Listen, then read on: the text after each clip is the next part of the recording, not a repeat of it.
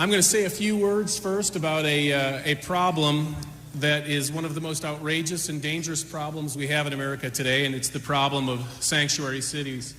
I'm going to briefly outline where sanctuary cities came from, what they look like, the consequences for Americans, and most importantly, how we will end sanctuary cities under a President Trump.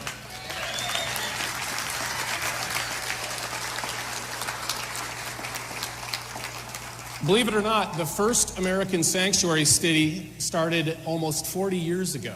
It was Los Angeles in 1979, Special Order 40. Think of that. We've been living under sanctuary cities for nearly 4 decades. San Francisco was the next city to become a sanctuary city. It was in 1989. They called it the City of Refuge Ordinance. Boy, didn't that sound nice.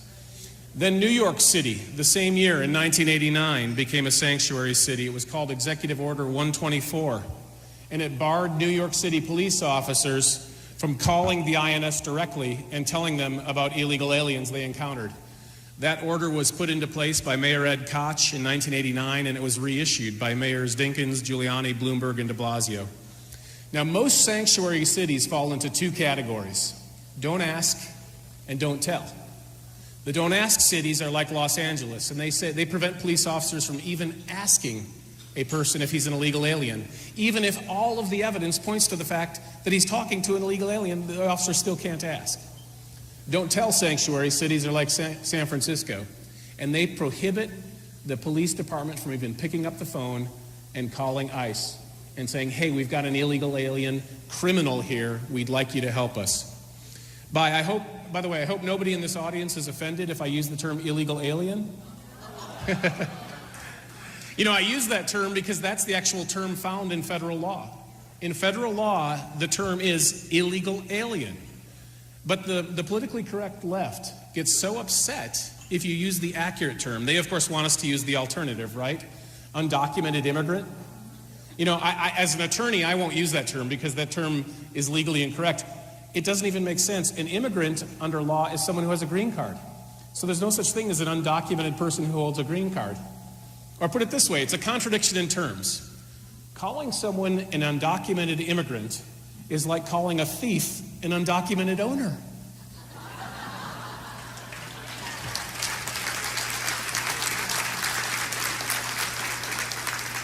Anyway, back to sanctuary cities. So we had this huge problem. In 1996, you may recall, Republicans took over the Congress, and Republicans in Congress recognized that this was a growing problem. And so they passed a bill in 1996 that made sanctuary cities illegal. That's right, 20 years ago.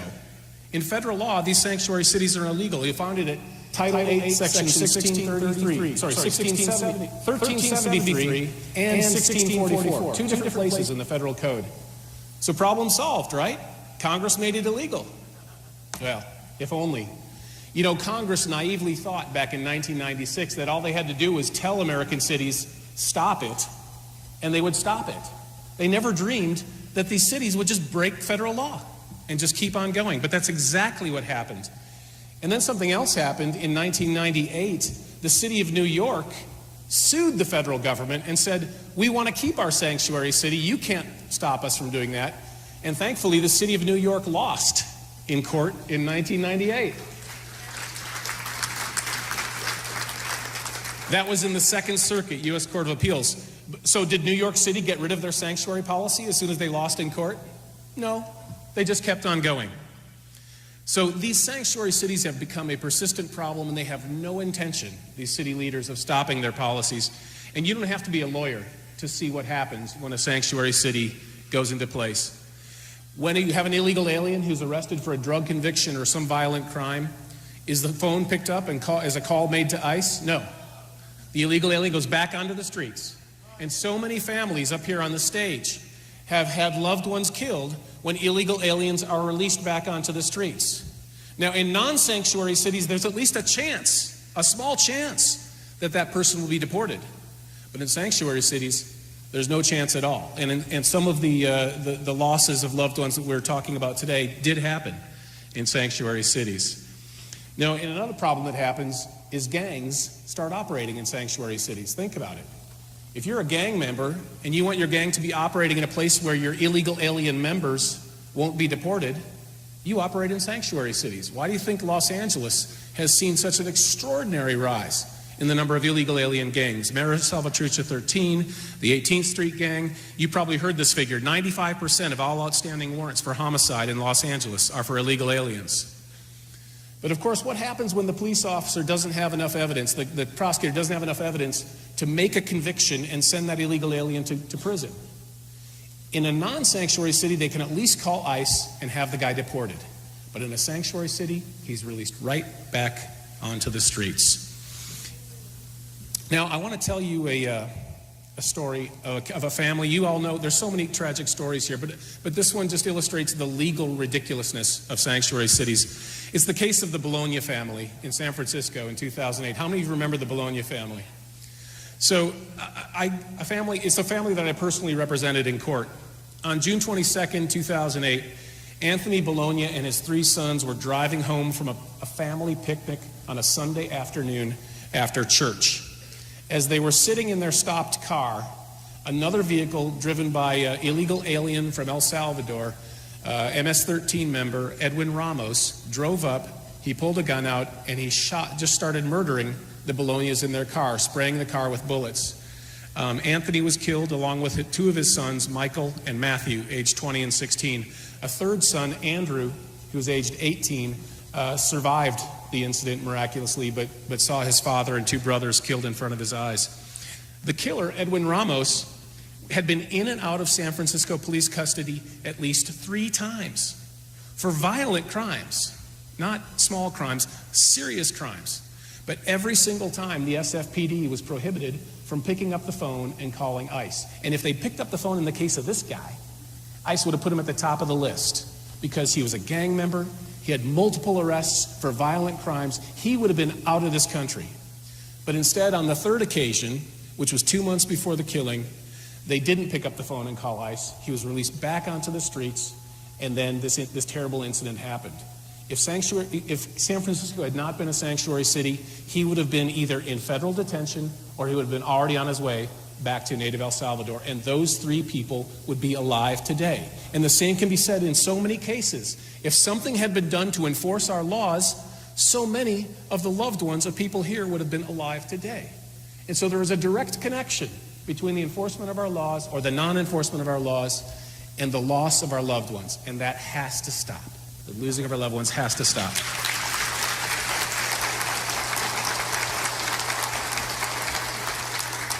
Now, let me tell you the rest of that story. I met with Danielle Bologna, the widow of Anthony, and agreed to represent her in court. We were trying to think of some way to stop the madness in San Francisco. And we thought, well, maybe we can make the city financially responsible. We'll sue the city, and because the city was knowingly violating federal law, that should help us in a tort lawsuit. Now, I won't get into the legal weeds of it all, but the bottom line is the city claimed sovereign immunity, and that shielded them. In addition, the city claimed that Congress's law against sanctuary cities was not designed to protect the Bologna family. That's not what Congress had in mind. To which I say, what did Congress have in mind? Congress wanted to take these illegal alien criminals off the streets, but a judge found that no, that's not really what Congress had in mind, whatever that would be. Congress wanted to protect us, wanted to protect the Bolognas, and yet the courts wouldn't let that intention be found in federal law. So I knew at that point America was out of options. We couldn't sue under this federal statute. The federal statute had no teeth, and the cities were violating sanctuary cities with impunity. And so what do we need to do? We need to stop the funds to sanctuary cities.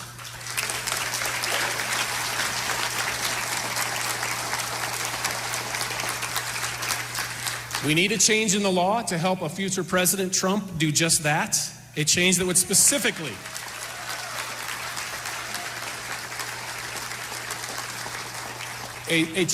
specifically deny funds to sanctuary cities. And I'll tell you this, it shouldn't just be funds for law enforcement, it should be highway funds as well. We can't have safe roads until we have the illegal aliens off the roads who are causing so many deaths. So over the past few years, there have been a couple of bills in Congress to try to do that, but they got nowhere. Why? Because there wasn't anyone in the White House pushing for it. With President Trump in the White House, we will have someone pushing for it.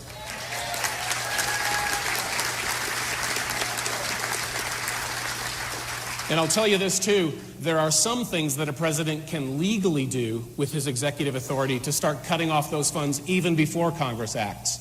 I know that President Trump will look for every legal option he has to stop the money and stop the sanctuary cities from feeding at the federal trough.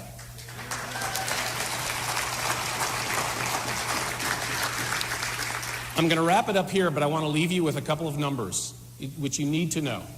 It's not just about crime. It's also about terrorism.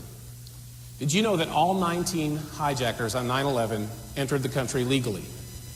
But did you know that 5 of the 19 became illegal aliens while they were here, mostly by overstaying their visas? 4 of those 5 were stopped by state and local police for traffic violations. And 3 of those 4 were pilots.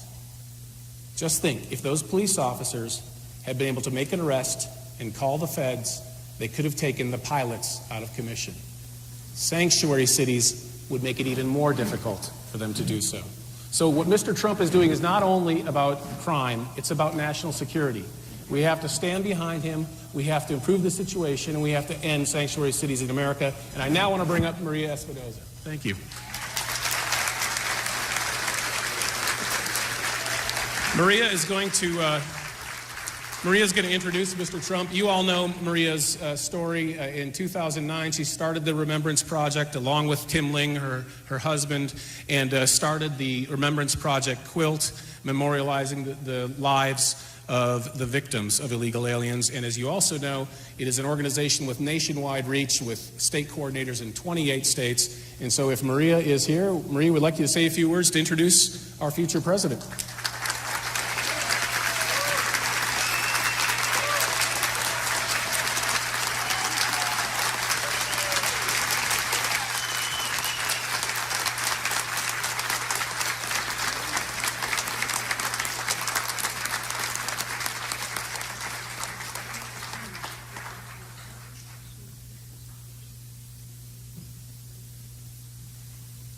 One moment, folks.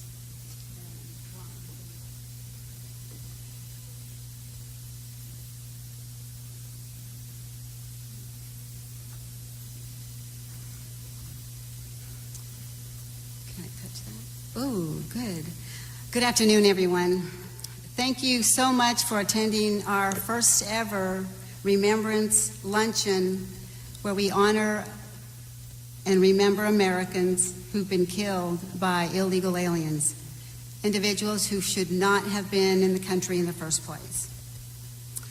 On June 16th, 2015, most Americans probably don't remember that date, but here, our families do. We remember that date because that is the day that Donald Trump announced his run for President of the United States.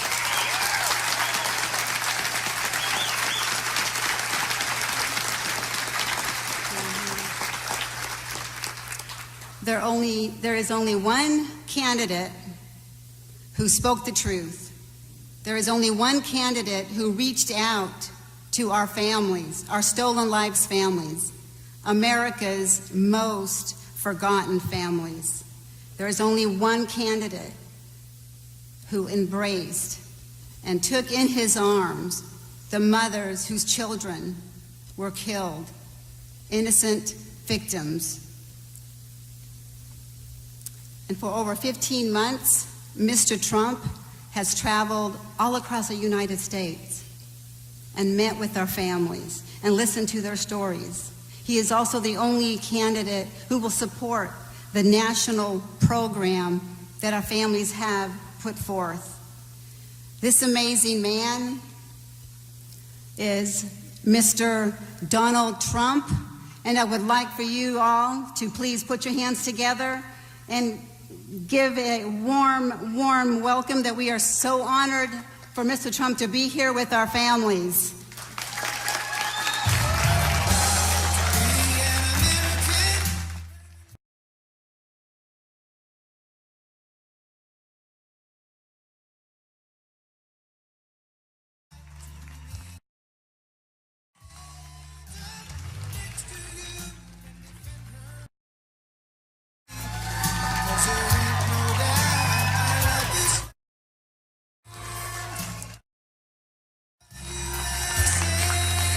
Great people. Great people. Thank you. Thank you. And thank you, Maria, for the introduction. It was beautiful. And for the work that you and your organization do to honor these stolen American lives, and that's what they are, stolen American lives, and to advocate for justice on behalf of all American victims. We thank you, and thank you, folks. What you have to go through is unbelievable.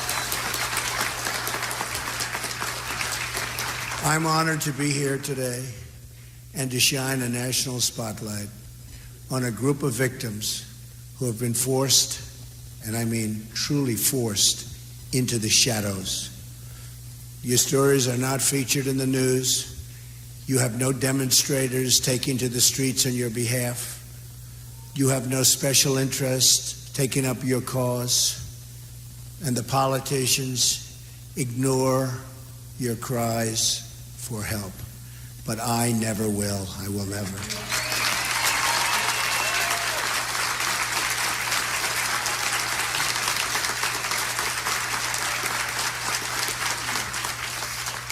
And I've known many of you for a long time now. It seems like a long time, but I'm still here and you're still here, right? I'm still fighting.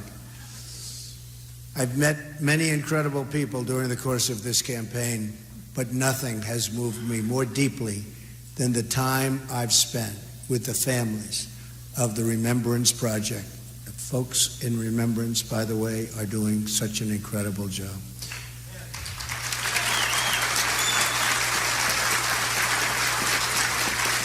And the strength and the courage that you've shown in your very often lonely fight for justice, we'll get there. You are the heroes, you are. And your actions will help us to save the next 1,000 American citizens from losing their brothers and sisters and sons and daughters and parents. The most fundamental duty of government is to protect American lives.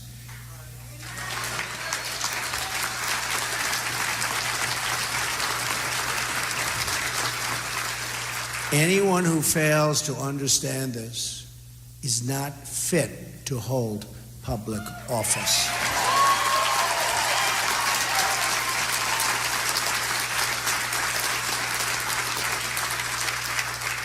Every day our border remains open, innocent Americans are needlessly victimized and killed. Every day sanctuary cities are left in place. Innocent Americans are put in harm's way. Every day we fail to enforce our laws. In a day, and this is absolutely happening all the time, is a day when a loving parent is at risk of losing their child. And it's happening every single day. All across this country, dining room tables have an empty seat at the family table because our government abandoned its duty and failed to enforce its basic laws. There are a lot of numbers in the immigration debate. I've been talking about it for a long time. And obviously people agree with me because you see what's happening, you see the numbers, you see the polls, you see what's going on at the rallies. A lot of people agree with me. Almost, it seems everybody agrees. You almost say, what's not to agree with? But let me give you what's not to agree with. But let me give you the most important number of all. That most important number of all is the number of American lives that is acceptable to lose in the name of illegal immigration. Let me tell you what that number is. 0.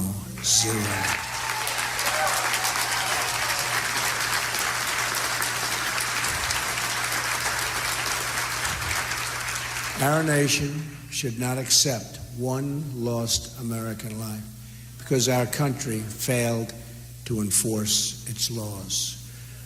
What do you tell the mother who just buried her daughter because someone was released at the border who should have been sent home or should have been imprisoned in another country? What do you tell the young boy who will grow up without a dad because a criminal was deported 5 times but was allowed to keep coming back and coming back and coming back into our country? doing tremendous harm?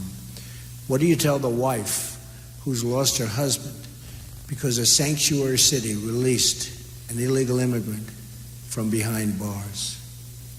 This has to end. It will end. If I become president, I promise you, it will end.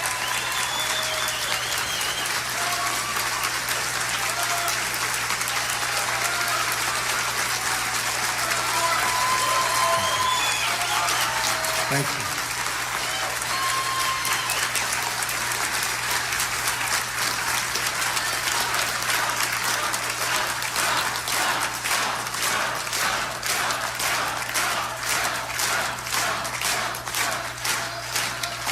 Thank you, everybody. Thank you.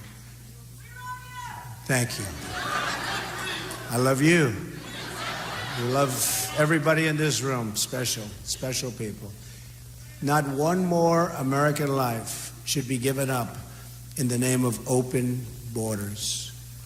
Just look at what happened in the last few days. Last week it was reported that authorities detained an illegal immigrant in the Austin area who was responsible for nearly a dozen sexual assaults and had been previously deported 5 times within a 3-year period.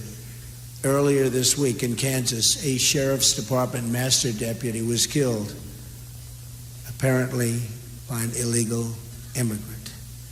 The driver was previously arrested for DUI in California in 2001 and for traffic violations in Kansas.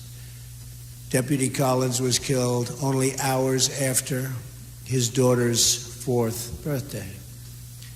A few days ago, 2 correctional officers in California were critically wounded after being shot by an illegal immigrant who overstayed his visa.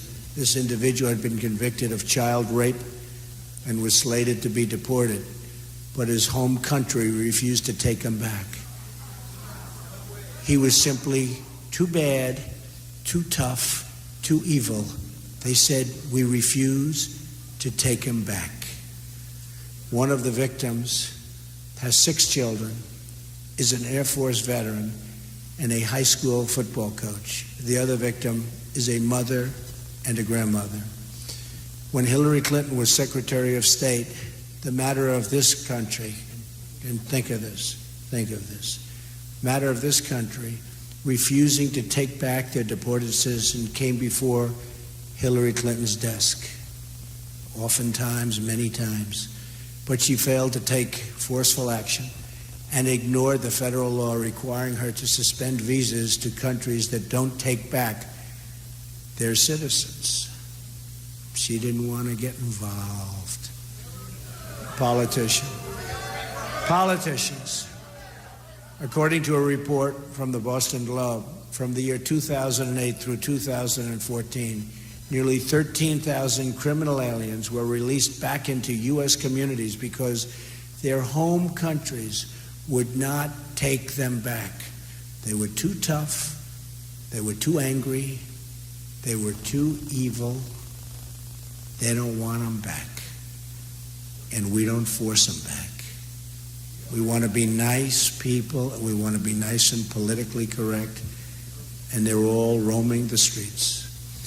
Most of these 13,000 releases occurred on Hillary Clinton's watch. She had the power and the duty to stop it cold, and she didn't.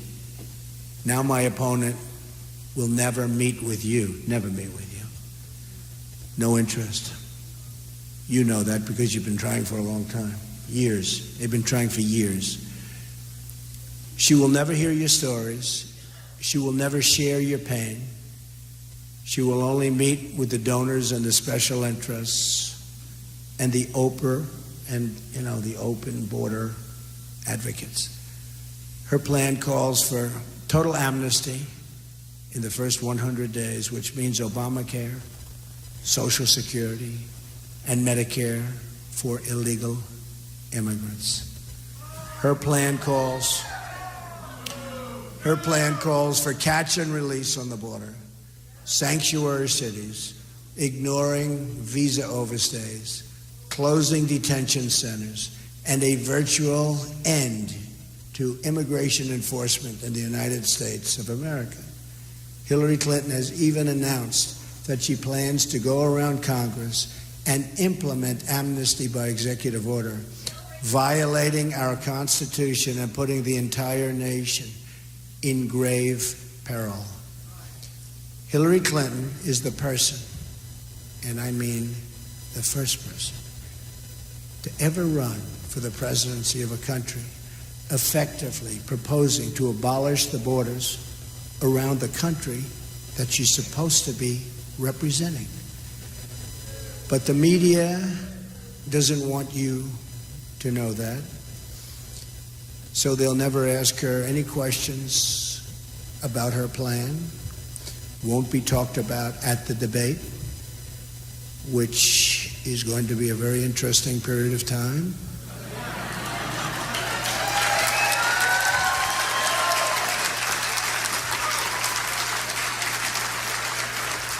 Like how she'll afford to give lifetime welfare and entitlements to illegal immigrants, or how many people will be victimized because of the illegal immigrants that will be released from federal custody, right at the border or inside of the border. She's not asked to explain what she'll say to the American workers who lose their jobs when she prints out millions of work permits for those here totally against the law, many of whom have very, very substantial problems. Your cause and your stories are ignored by our political establishment because they are determined to keep our border open at any cost. To them, your presence is just too inconvenient. That's all it is. It's an inconvenience. But help is coming, I'll tell you that. Help is coming.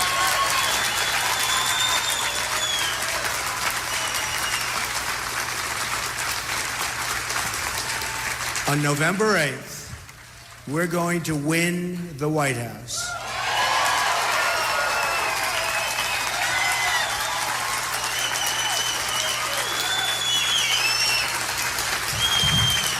And we are going to deliver justice for every American family and every single American victim. You know what that means. You know what that means. Together, we will save American lives and prevent the next 1,000 American parents from suffering the same fate as the people in this room today. Their loved ones will not have died in vain, believe me. They will not have died in vain. Since 2013 alone, think of this. Since 2013, the Obama administration has allowed 300,000 criminal aliens to return back into the United States and its communities. These are individuals encountered or identified by ICE, but who were not detained or processed for deportation. According to the federal government's own data, there are more than 2 million convicted criminal illegal immigrants inside of the United States right now. 2 million. Then we wonder, why do we have such crime? Why do we have such violence? And this is true violence. This is violence like most people have never even heard of before. However, this figure does not include the many individuals who have committed crimes but escaped justice, fled the jurisdiction, or were otherwise never caught. And many of the folks are in that position where you even sometimes know who they are, and yet they're never caught. We're going to catch them. We're going to catch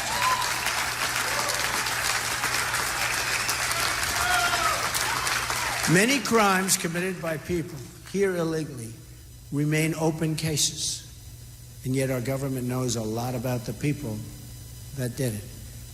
But they don't go after them. They've killed people. They don't go after them.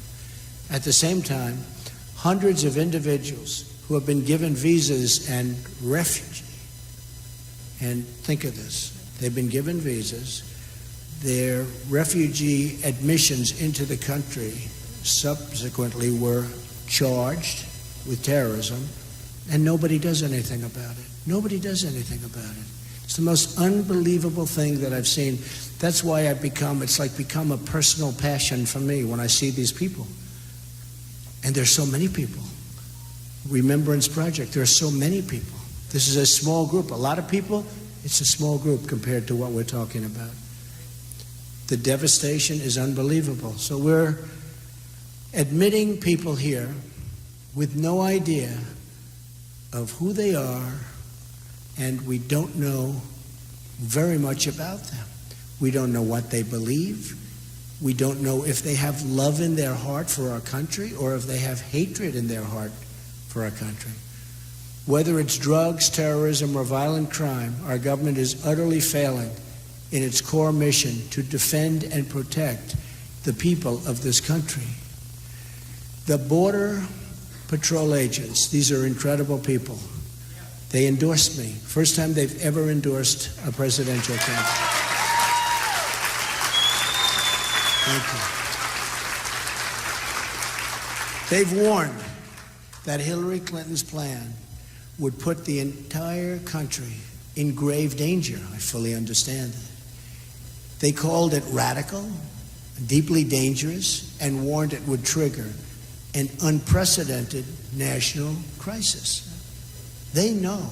They know better than any consultant. They know better than anybody, the Border Patrol agents.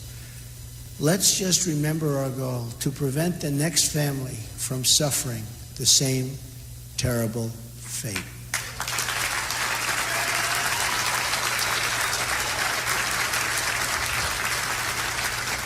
That is what is at stake in this election. So I am now going to invite some of the bravest people I know, and I mean that 100%, to come up here and speak. Let's start maybe from this side. We've picked 5 families, and if you could say a few words. So how about we start over here? Come on. Perfect. Thank you. Thank you, everybody. Thank you so much. Thank you so much for being here. My name is Laura Wilkerson, and our son Joshua was killed in 2010. He was brutally beaten, tortured, strangled to death, and then his body was set on fire. We sent out letters to every presidential candidate on the Republican side, and the only one we got back was from Mr. Donald Trump. He's really given us a voice.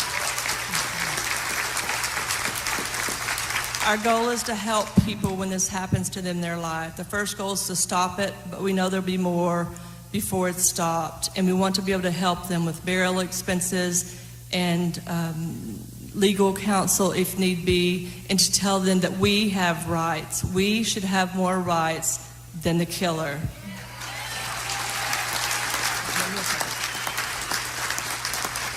I also just want to say that if we are all deplorables, we are doing something right.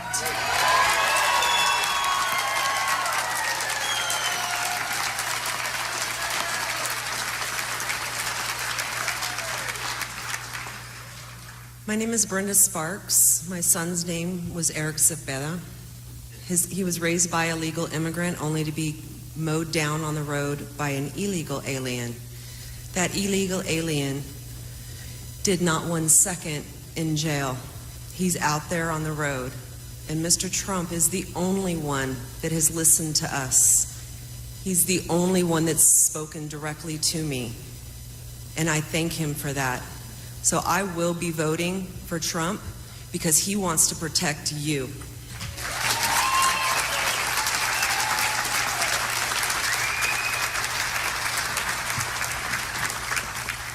My name is Julie Golvach, and my son Spencer, in the sanctuary city of Houston, Texas last year, was driving home and was sitting at a red light when an illegal alien on a shooting spree drove by and shot him in the head. He died alone in his car. I want to thank Mr. Trump for bringing this issue to the national attention. The illegal that killed my son had been deported 4 times, was a known gang member. He had burglary, assault, and attempted murder on his record, and he was still driving and presumably working and living fine in Houston, Texas. Fortunately for our family, a sheriff's deputy came at the end of the shooting spree and put an end to the shooting spree and to the illegal aliens so he couldn't continue on with what he was doing. So, thank you very much. Thank you.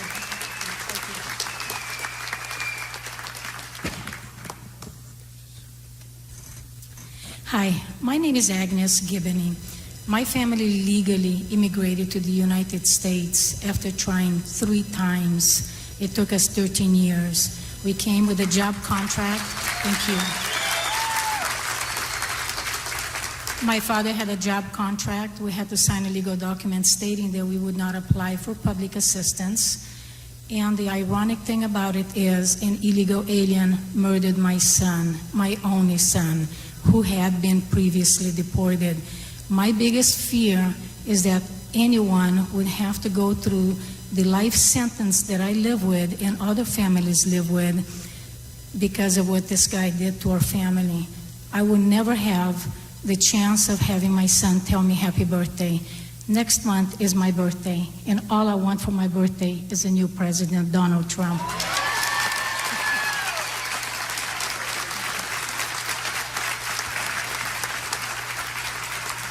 Hello, my name is Juan Pina, and my daughter Christy had just turned 14 years old when they found her murdered in Artichoke Field in Castroville, California. She had been strangled, she had been stabbed, she had been raped, sodomized, and they threw her nude body in the field in February in the rainy season. During this time, this person, in '87, he had kidnapped 2 other 14-year-old girls. And he had been caught, and he was still out in the streets.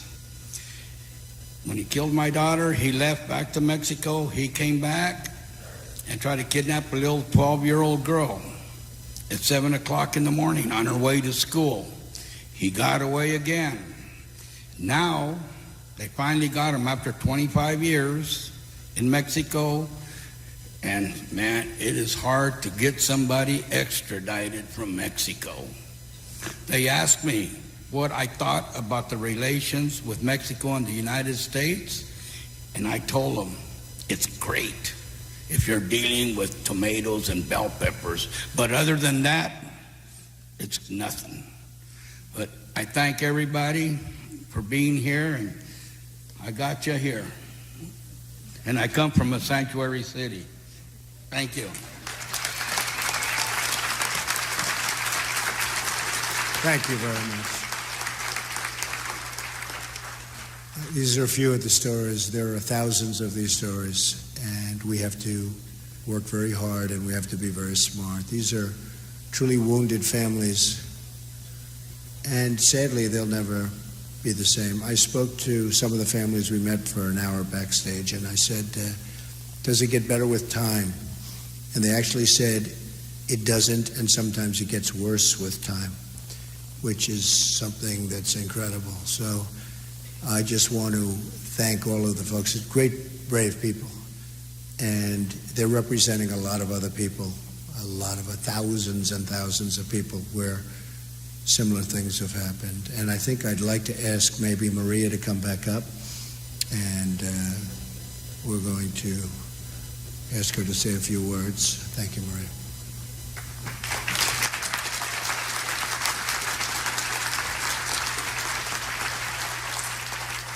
Again, thank you all for being here, and please stay involved. And with all the families here, we're going to make a presentation. Tim, will you make that? Yes.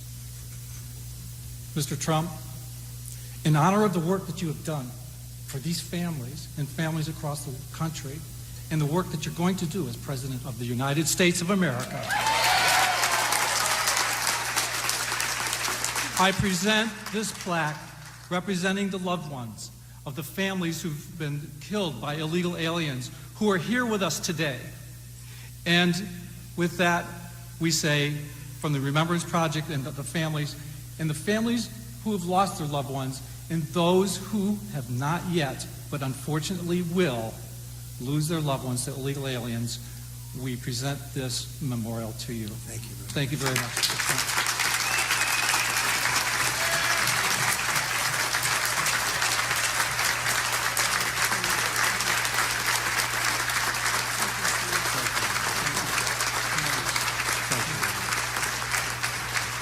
Well, thank you very much, folks, and I really appreciate it. And to these unbelievably strong and brave people, we will fight and we will win.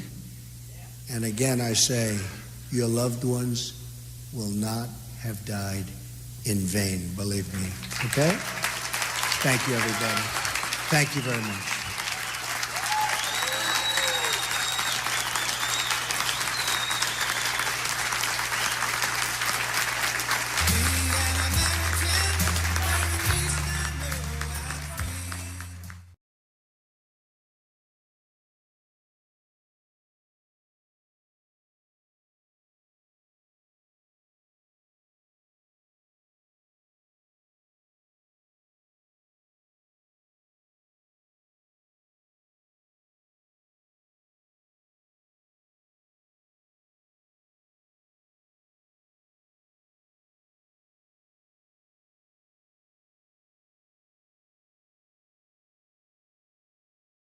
Our next President of the United States. Well, what a great event. What a great event. And I now want to bring Maria back up to say a few closing remarks. Thank you. How amazing. Thank you all so much for coming out today. This is our first event, and like I said, we really need your support. The families need your support. So we have a website, theremembranceproject.org. So God bless you. Please be in touch. Anything, honey? And let's make America great again.